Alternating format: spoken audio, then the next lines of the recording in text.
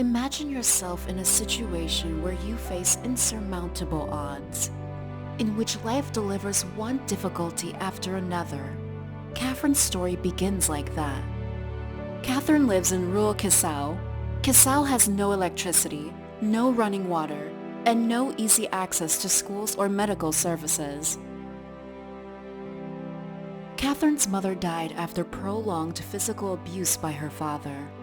Her father then left, abandoning Catherine and her siblings for another family.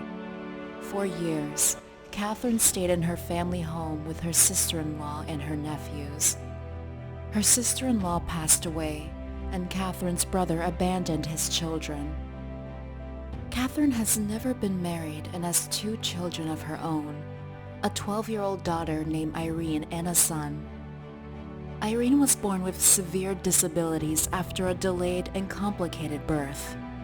She is unable to talk or communicate, is immobile, bedridden, incontinent, and requires round-the-clock care.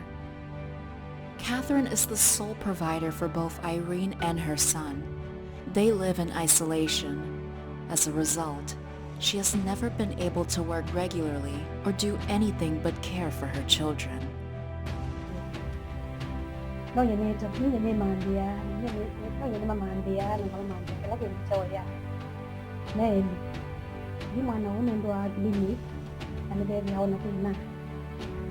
When alone in the house, Irene has always been vulnerable to being raped by neighbors who are aware of the home's lack of security.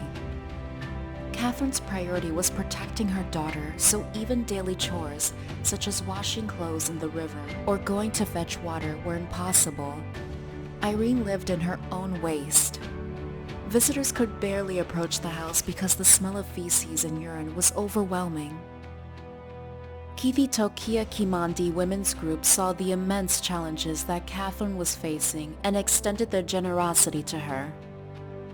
Vendetta, their group chairlady, says, "These women are ever happy and feel blessed because of touching other people's hearts, especially the very needy ones.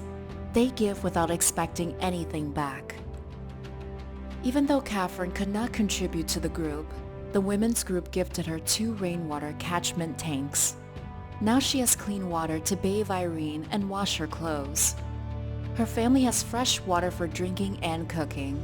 The house is clean, and Catherine is able to welcome visitors.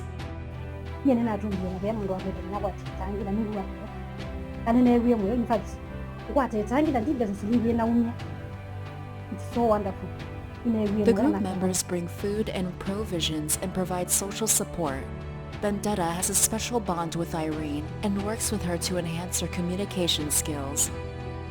In rural Kenya, life's burdens fall on the shoulders of women. Women are responsible for household chores, raising children, and fetching water. Domestic violence is devastatingly common, and women lack the resources to escape.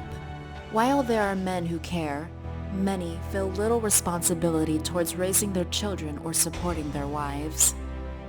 It is women who give selflessly to ease other women's burdens, showing incredible generosity of spirit.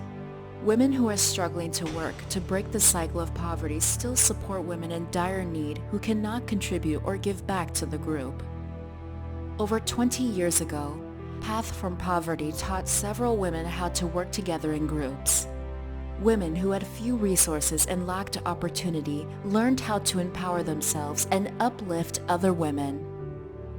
Women exude immense gratitude for the support and opportunities provided by Path from Poverty.